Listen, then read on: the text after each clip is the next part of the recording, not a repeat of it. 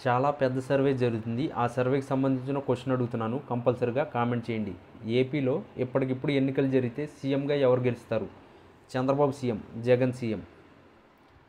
రాజధాని నిర్మాణ పనుల్లో అడ్డగోలు దోపిడీకి సర్కారు పెద్దలు బరి తెగించారు.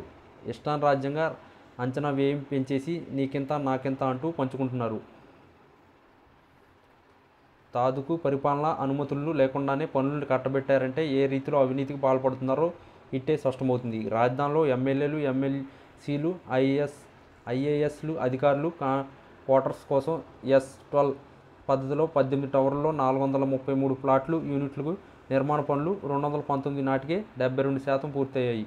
ఆ పనులకు రూపాయలు 363.68 కోట్ల బిల్లులు చెల్లించారు. మిగిలిన 28% పనులు వ్యయం రూపాయలు 272.22 కోట్లు. కానీ ఆ పనులు అంచనా వ్యయాన్ని రూపాయలు 524.70 కోట్లకు పెంచేసి 2017లో వాటిని అప్పగించిన ఎన్సీసీ సంస్థకే మళ్ళీ ఇప్పుడు కట్టబెట్టారు.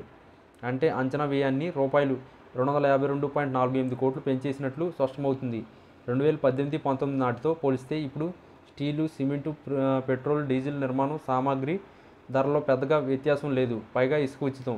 అయినా సరే మిగిలిన పనులు అంచనా వ్యయాన్ని 92.75% పెంచేయడంపై ఇంజనీర్లు నివేరైపోతున్నారు.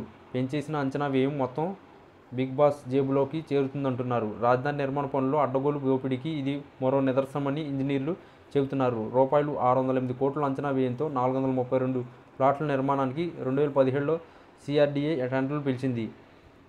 4.59% అధిక ధరలకు కోట్ చేసి 635.90 కోట్లకు ఆ పనులు ఎన్సీసీ సంస్థ దక్కించుకుంది. ఈ పనులను ఎన్సీసీకి అప్పగిస్తూ 2017 నవంబర్ 13న CRDA ఒప్పందం చేసుకుంది.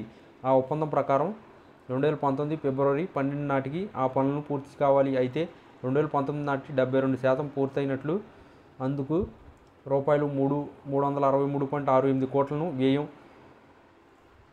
వ్యయం చేసినట్లు 2023లో కంపోస్ట్లర్ అండ్ ఎడిటర్ జనరల్ కాగ్ తేల్చింది. అంటే మిగిలిన 28% పనులు అంచనా వ్యయం రూపాయలు 272.22 కోట్లు మాత్రమే.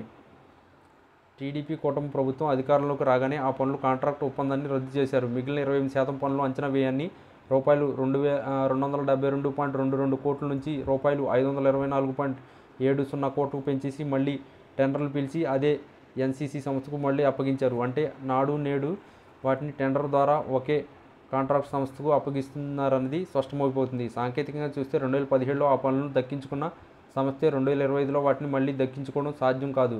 టెండర్ నోటిఫికేషన్ జారీ చేయకముందే సిండికేట్ కాంట్రాక్టులకు బిగ్ బాస్ దిశానిర్దేశం చేసి ఆ CRDA అధికారులకు కనుసైగ చేయడం వల్లే పెంచిన అంచనా వ్యయంతో చేపట్టిన పనులను మళ్ళీ ఎన్సీసీకే కట్టబెట్టారని ఇంజనీర్లు స్పష్టం చేస్తున్నారు.